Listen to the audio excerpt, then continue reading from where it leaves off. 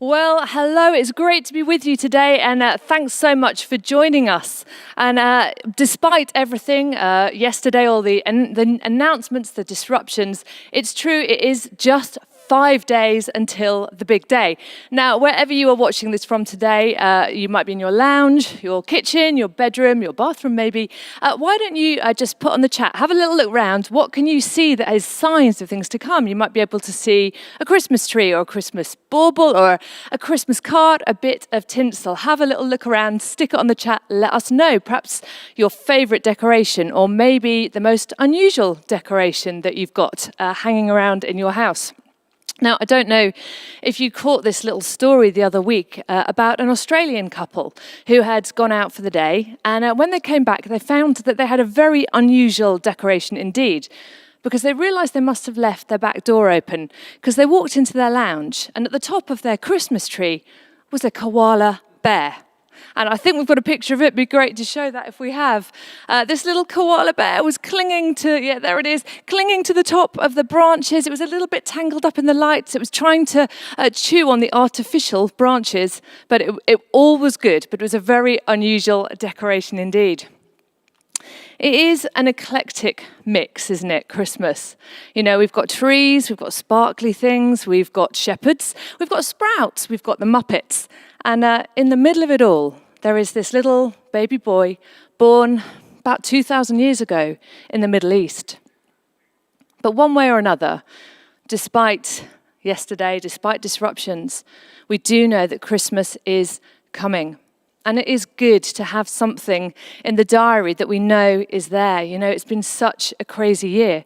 The word pandemic has been used 57,000% more than ever before. And the author, Zadie Smith, you may have heard of her, she's called it the global humbling. The global humbling. And it seems that the world has been brought to its knees in one way or another, perhaps medically, financially, politically, emotionally, relationally. What a year.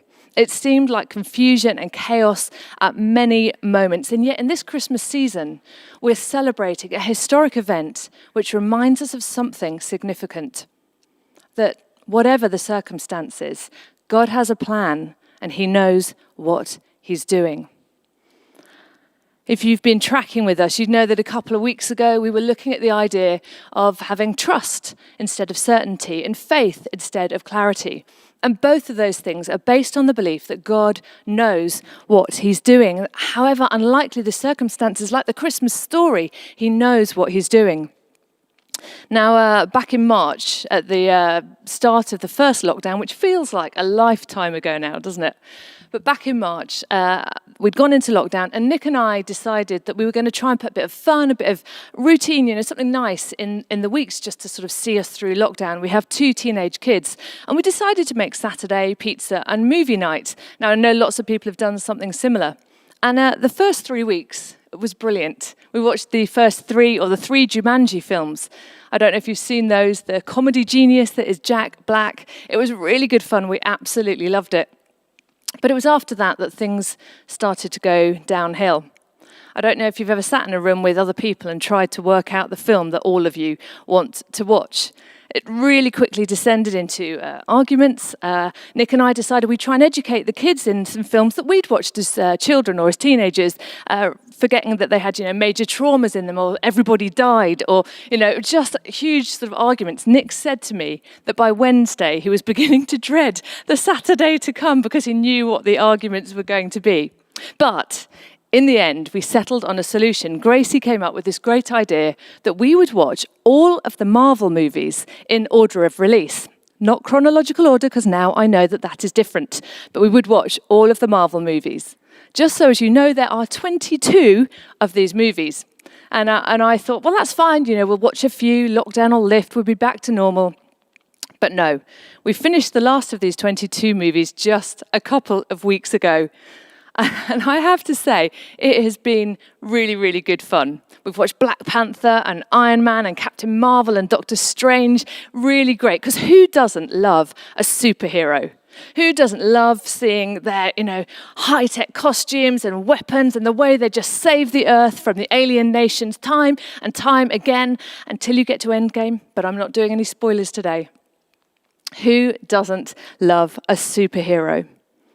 Now, you know what? Our world might not be under attack from alien nations, although who knows what 2021 has in store for us. But we'd be foolish to say that the world is not in a dark place, that there's not brokenness, there's not hurt. Throughout history, it's been the same story, a brokenness and a global humbling. Christmas contains many, many spiritual truths, and there'll be all sorts of things being preached around the country and around the world today. But we're going to find it hard to grasp those other truths until we grasp this one first, that the world is a dark place. It's a crisis in need of a saviour. Of course, it's not just followers of Jesus who can see that there's darkness and brokenness around us. I was listening to the radio on the way in today. You can hear it in people's voices. It's a very common theme to talk about it, to hear about it. And you may know that the prophet and poet for our times, Bob Dylan, and way back in the 80s, he wrote this, but I think it's relevant for us today. Broken hands on broken ploughs, broken treaties, broken vows, broken pipes, broken tools, people bending, broken rules. Take a deep breath. Feel like you're choking. Everything is broken. But the general consensus is that we can fix the fault lines ourselves. Some look to governments and the political system to do that. Other people look to the financial system and economic stability to do that. And everybody looks to the internet and to technology for breakthrough. And we see technology as our saviour. I don't know if you read this week about DeepMind, which is an AI program that has figured out how a protein is folded into a 3D shape. And apparently this is the sort of holy grail of biology because it's a building block on everything else is sort of built on that. And the founder, the chief exec of DeepMind is a guy called Demis Hassabis. And he said that it's his ambition in life to solve intelligence and then to use that to solve everything else. Technology, intellect, innovation as saviour. So what could an old book and a story of an oppressed Jewish nation possibly bring to the table? Well, in the Bible, we read that 2,000 years ago, people were living in remarkably similar circumstances, that there were rising political tensions, that people were lacking control over their lives, they were living under oppression, there was hurt, there was brokenness, all of the things that we would recognize now. They were in need of a light in the darkness, of a superhero to break in. And in the past, God had arrived as, a burning bush, as a pillar of fire, as an overwhelming cloud in the temple. And you think, yes, Marvel could make a really great movie about this kind of thing. Fantastic. But then to our surprise, when the Christmas story comes, he doesn't come as a superhero, but Jesus chooses to send a little baby. He chooses a young single girl. He chooses a backwater town called Nazareth in Galilee, in the Middle East. It seems a really unlikely choice. Because when we're in crisis, we look for the most intelligent. We look for the big personality, the most commanding presence, or the most impressive projects and places. But it seems that God does not operate like that. And in fact, it's the story of the whole Bible. We see Goliath. He's not beaten by a giant who's bigger than him, but rather by an irrelevant little shepherd boy. Or how about Elijah? God doesn't speak to him in earthquake, wind and fire, but no, with a still, small voice. How about the women in the Bible? God chooses Sarah, who can't have children. He chooses Rebecca, who can't have children. He chooses Hannah, who can't have children. He chooses Samson's mother, who can't have children. He chooses Elizabeth, John the Baptist's mother, who can't have children. Why? Because over and over again, God is saying, I will choose the weak over the strong. I'm going to choose the girl who everyone has forgotten. I'm going to choose the boy who nobody wants. I'm going to send a baby in a manger. It may seem strange that God didn't send a superhero, but he knows what he's doing. And what's more? He told us about it. So a few hundred years before Jesus was born, he spoke to Isaiah the prophet, and you'll probably have heard these words if you've over Christmas over the years. But Isaiah 9, verses 2 and verses 6 to 7, I'm just going to read those. The people who walked in darkness have seen a great light. Those who lived in a land of deep darkness, on them a light has shined. For a child's been born for us, a son given to us. Authority rests on his shoulders. He's named Wonderful Counselor, Mighty God, Everlasting Father, Prince of Peace. His authority shall grow continually, and there shall be endless peace for the throne of David and his kingdom. He'll establish and uphold it with justice and with righteousness from this time onward and forevermore. In fact, God had told several prophets about his plan, about what he was doing. And it's been said that there are over 300 references that ultimately refer to Jesus, to his birth in Bethlehem, his ancestry, his family's escape to Egypt in fear of their lives, his character, his ministry in Galilee, his life, the manner and means of his death on a cross. Again and again, God has revealed this to the prophets, that he has a plan and he knows what he's doing. Back in Isaiah, I love this little verse in chapter 46, which says this: I'm God, there is no one like me, declaring the end from the beginning, and from ancient times things not yet done, saying, my purpose shall stand, and I will fulfill my intention. But a baby, it's not only an unlikely choice, but it's just so dependent. Our friends Grace and Nath have just had their first baby just a few weeks ago, and she is utterly gorgeous. It's just been such a joy. We've been for a couple of walks with them to see her. Of course, they are besotted with her, and she is beautiful. But I am not going to be depending on that little baby anytime soon for breakthrough in my life. I'm not going to be asking her for counsel or looking to her to watch over me, because, of course, she is utterly dependent on others.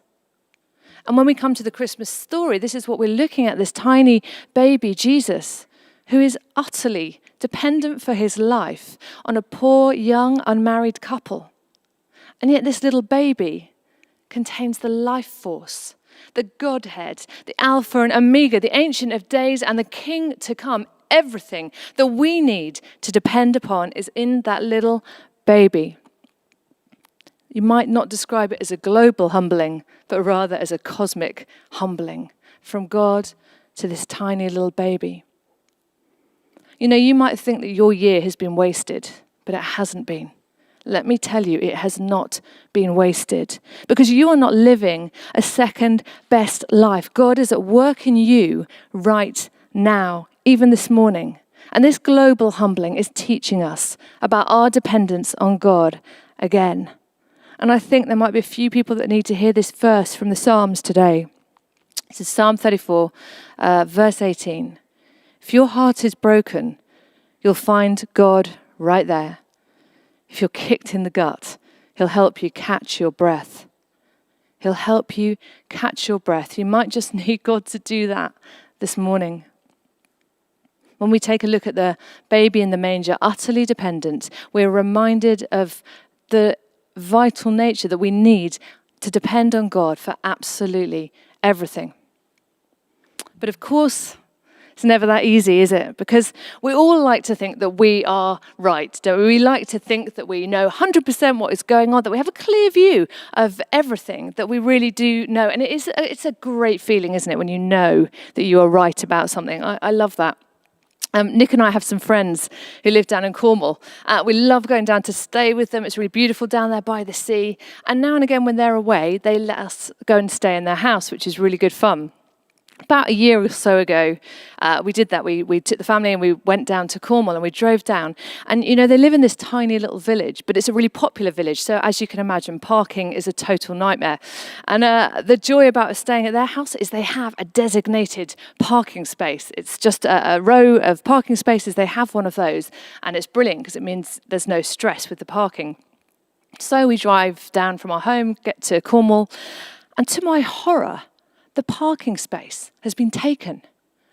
And what is more, it is a great big black fancy car right in our parking space. And I can feel myself getting pretty cross about this, thinking, that's just so typical, isn't it? Someone just drives down here, they take your parking space, they just don't care.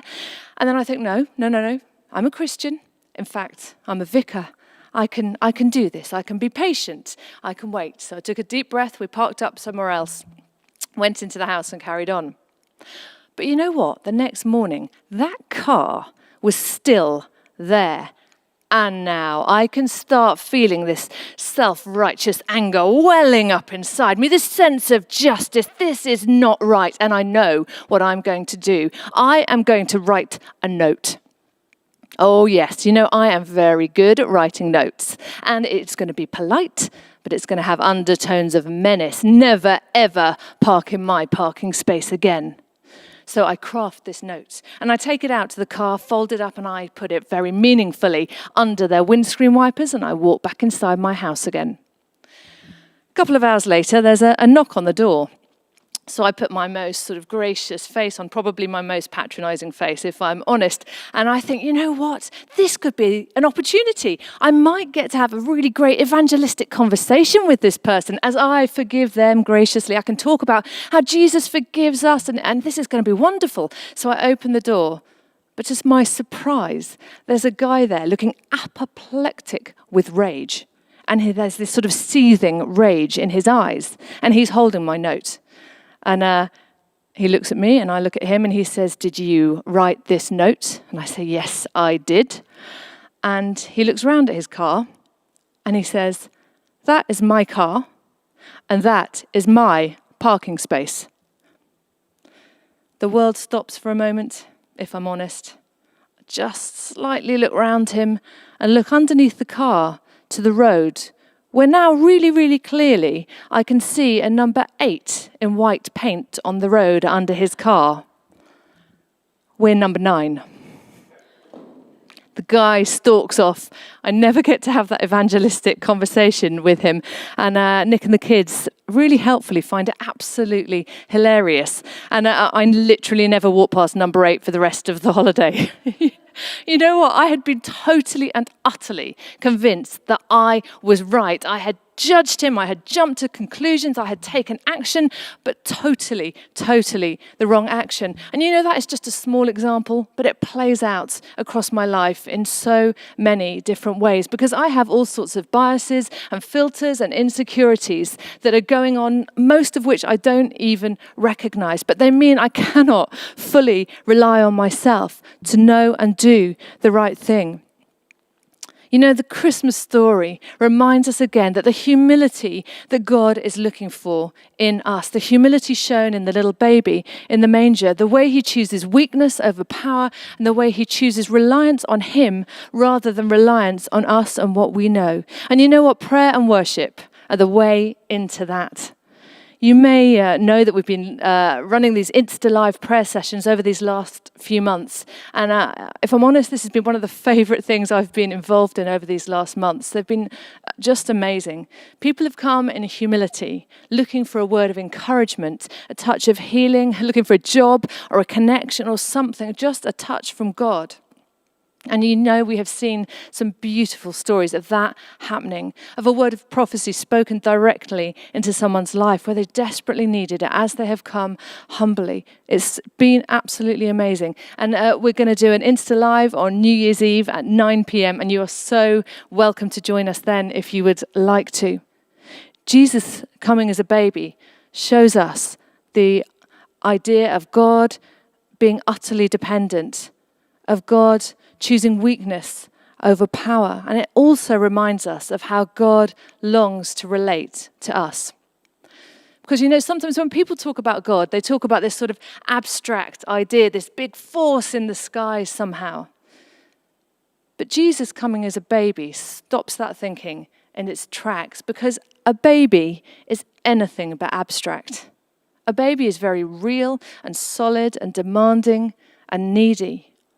And the thing is, you can't love an abstract force, but you can love a baby. You can love a person. It might seem strange that God sent a baby but this is God revealed in our story. In 1961, the Russians sent the first man into space. Yuri Gagarin did this flight that was just 1 hour and 48 minutes long. It wasn't long, but it was an astonishing achievement. And Russia at the time was governed by an atheist regime. And when Gagarin landed, the propaganda machines kind of went into overdrive. And they put out this statement that Gagarin had said on his return, "I looked and looked and looked, and I didn't see any God." And this statement was broadcast around the world. And C.S. Lewis, who, as you know, is the author of the Narnia Chronicles, put out an article in response to that statement. And in it, he said that if there was a God, that we wouldn't relate to him like someone living in a block of flats. If they lived in the second floor, how they relate to someone on the third floor. It's not that he's just sort of above us like that. But rather, if there is a God, we would relate to him as Shakespeare relates to Hamlet, his famous play character. If Hamlet is to know anything about Shakespeare at all, Shakespeare has to write himself into the story. Hamlet can't scrabble around the stage or up in the rafters to find Shakespeare. The only way the creature can know anything about the creator is if the creator himself reveals himself to the creature. Or back with the Marvel movies. You may know Stan Lee. He was the creator of many of the characters back in the 1950s, Thor and Hulk and so on. But when the Marvel Cinematic Universe started putting out their films, it was discovered that Stan Lee himself was in every single one of them. It was only a cameo role, but it was significant because he had written himself into the story. And at Christmas time, this is what God has done for us. He has written himself into our story. Not as a theory, not as an abstract being or force, but as a real life human baby. A baby created by the Holy Spirit overshadowing a young woman. A baby born after 9 months in her womb and all the human discomfort that entails. The birth, the toddler years, the teenager, the young adult, the man who dies on a cross until his glorious resurrection, at which point death itself experienced a cosmic humbling. Jesus Christ himself, heaven's King, has been written into the story of humanity, written into the story for you and for me. That's so we might know God's love, we might know his words in our life. We might experience him in all the good things, the blessings and the celebration. And we might know him in all the really tough things, the struggles, the loss, the disappointment. The name for Jesus is Emmanuel. It's one of the names for him, and that means God with us. God with us. If you're watching today and you haven't sort of ever heard that Jesus might be written into your story, then can I suggest that you might want to check out Alpha. It's a course that we run. It'll start again in January. And it's just an opportunity to ask questions again, to find out a bit more about what this might mean for have a God written into your story. Just explore a little bit of that. Now, I'm going to invite the band to come up again. They are doing a phenomenal job today, leading us live. It's fantastic. So if you come on up, guys. But as the rest of us, as we look for these next few days, yes, there's disruptions, but I still hope that we're going to be able to celebrate in some way, in a different, whatever way we can, because it's been a long, hard year. How are you going to look for God written into your story? How are you going to hear his still small voice again saying, I love you. I know you, my child. You are precious, and I know what I'm doing. My plans for you still stand. I'm going to use you to work out my purposes in your life and in the lives of all these people around you, in your community. Even today, I'm going to use you to do that. As Mary came and prayed and treasured up the thoughts about Jesus in her heart, and as the shepherds knelt in front of that little baby, and as the angels sung worship songs over the stable, today we too can come and meet this little baby in the manger. We too can come and meet him in the place of praise and prayer and worship. It may seem strange, it may seem a crazy plan that God sent a baby. Unlikely, yes. Dependent, yes. but it's the way that God chose to write himself into your story. And I believe today that it's just the beginning. Shall we worship together?